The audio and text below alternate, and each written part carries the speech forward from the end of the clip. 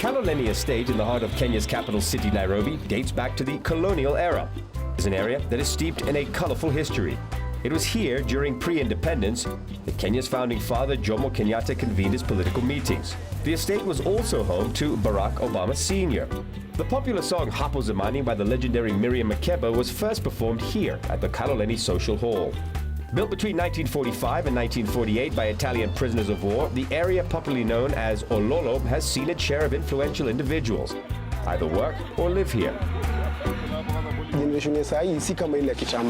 The current generation is not like the past one, but there is still a lot of potential in this estate. The ones that are coming up have very good role models to emulate. So, in a nutshell, this is not a bad estate. As much as I may have heard people say different stuff about Kaloleni, but it's not a bad place. Just needs someone to guide them. That's all.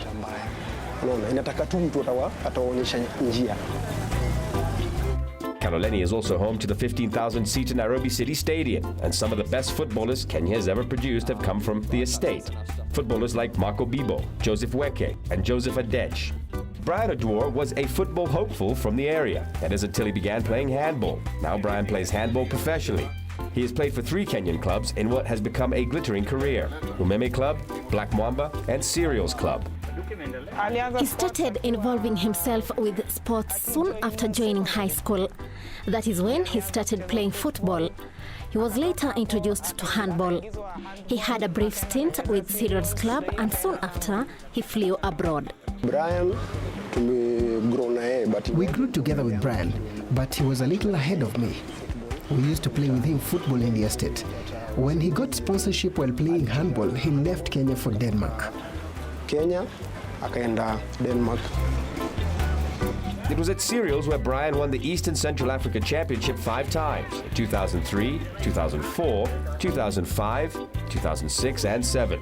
The Kenyan international now plies his trade at Moors Thai Handball in the Danish Handball League. He's battling against all odds to become one of the best handball players in the world.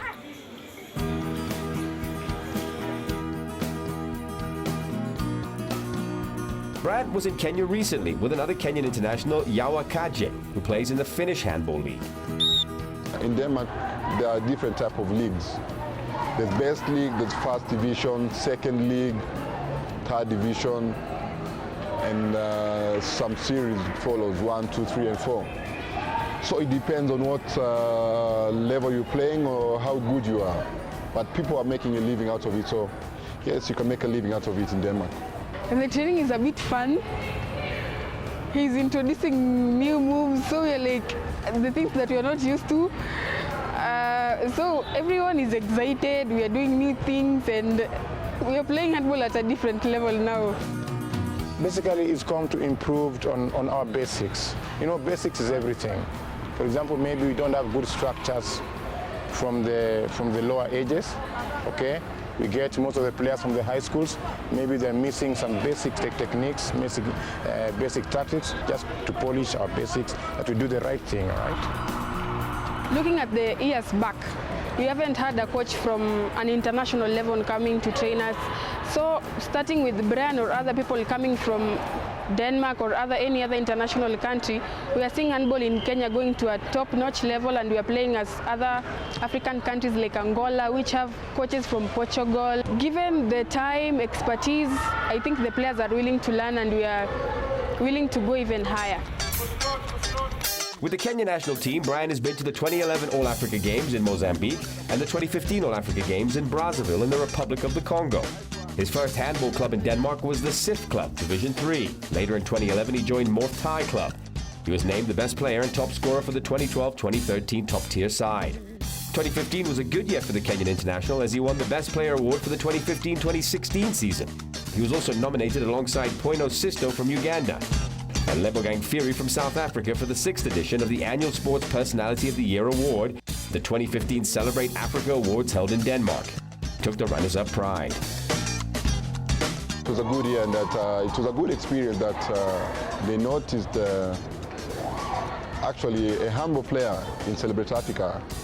I was the one nominated from handball and the others from football, so it means somebody's doing something good. So we thank God for that. That was a big deal also for me. and also for my people from the country. Showcase the youth that we not only recognize at home but also abroad. So that was a good year for me. His nomination was great for us. It shows that we have lots of talent here. If tapped to go play professional both in the ladies teams, in the men's team, it will help us in developing our game. So what it means is he's a role model to the handball players, to those who chose to play handball. Now they have a vision to go and play top flight handball. We have never seen a female player going to play out country, so it's a really big motivation and we are looking forward to going to play outside. Bryan is a natural leader and has taken on the mantle of coach in Denmark for the under-14 boys and under-18 girls of the Austrup Grenaa club.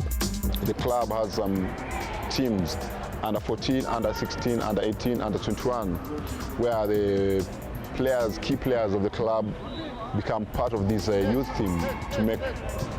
So you interact with the young players, whether you like it or not, because to some you are a role model, to others you are a star to them. So you have to be there to them and motivate them and let them come on the right direction.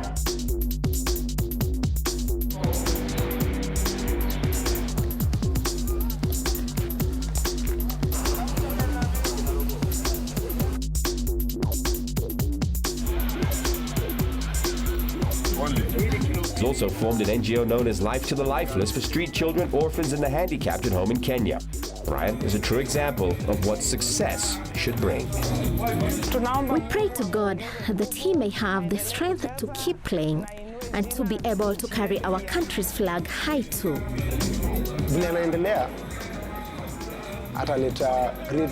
The way he is going, he's bound to depict a very great future for the young players. But also when he retires, he can still be a coach and be able to nurture the young talent all over this estate. So probably the next 10 or 20 years, he will still retire with great dignity.